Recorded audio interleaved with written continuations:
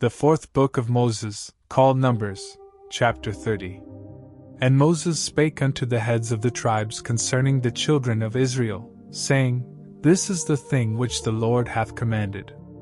If a man vow a vow unto the Lord, or swear an oath to bind his soul with a bond, he shall not break his word, he shall do according to all that proceedeth out of his mouth.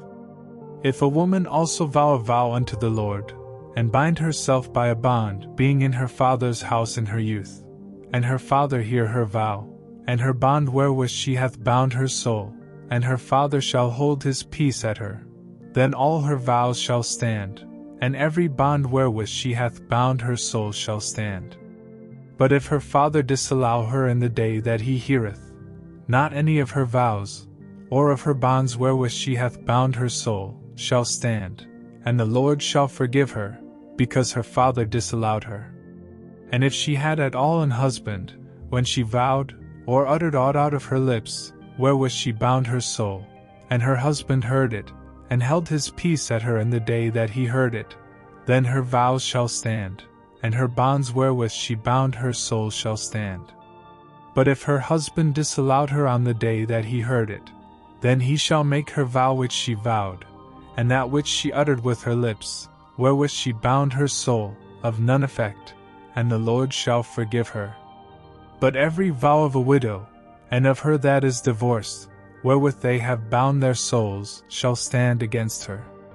And if she vowed in her husband's house, or bound her soul by a bond with an oath, and her husband heard it, and held his peace at her, and disallowed her not, then all her vows shall stand, and every bond wherewith she bound her soul shall stand.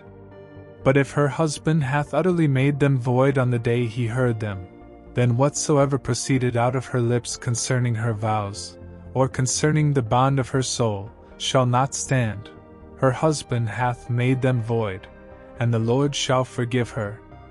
Every vow, and every binding oath to afflict the soul,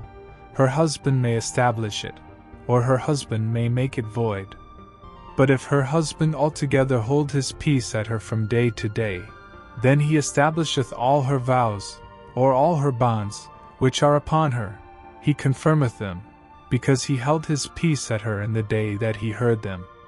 But if he shall any ways make them void after that he hath heard them, then he shall bear her iniquity.